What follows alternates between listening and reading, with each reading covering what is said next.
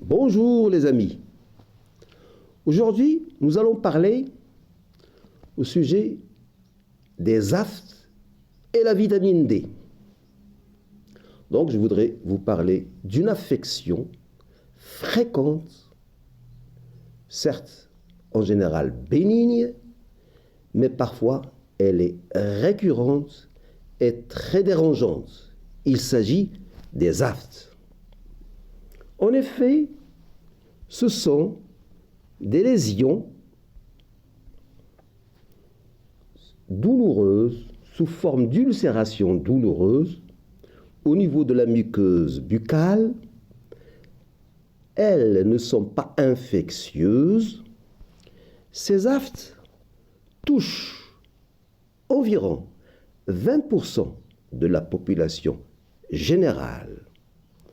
On signale toutefois des facteurs de risque qui sont les traumatismes locaux, les stress émotionnels, les allergies, les carences en vitamines, la mauvaise hygiène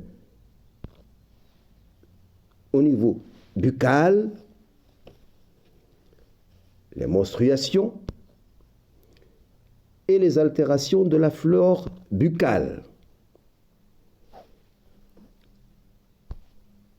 Une étude, je vous laisse les références que vous voyez là sur la vidéo, a montré des niveaux de vitamine D plus faibles chez les patients atteints d'aftes récurrents par rapport aux témoins sains.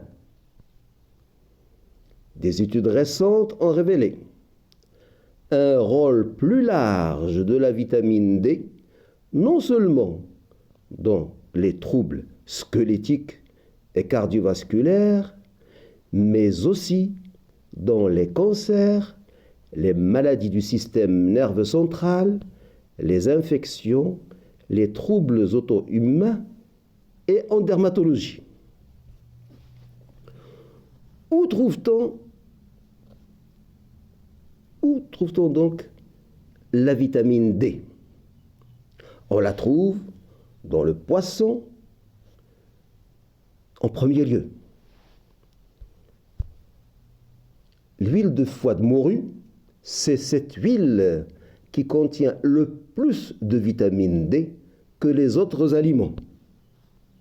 On trouve aussi la vitamine D dans les sardines, le hareng, le maquereau, le saumon, la truite, le thon en boîte, et puis dans le chocolat et le lait.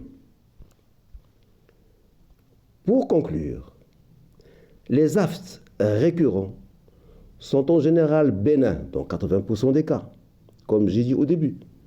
Toutefois, ils peuvent se compliquer par une infection.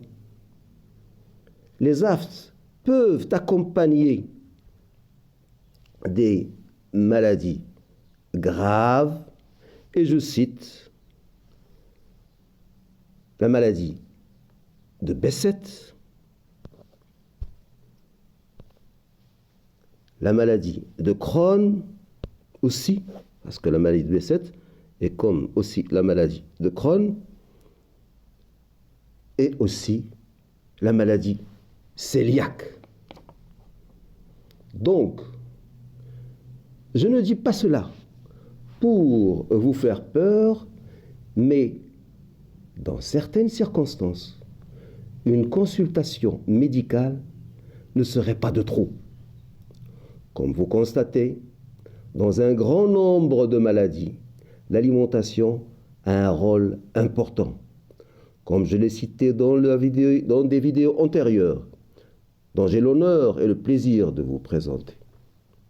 Si vous avez aimé cette vidéo, vous pouvez liker, comme vous pouvez vous abonner pour ne rater aucune vidéo. Flash Actu Santé vous remercie de votre attention et vous dit à demain. Au revoir.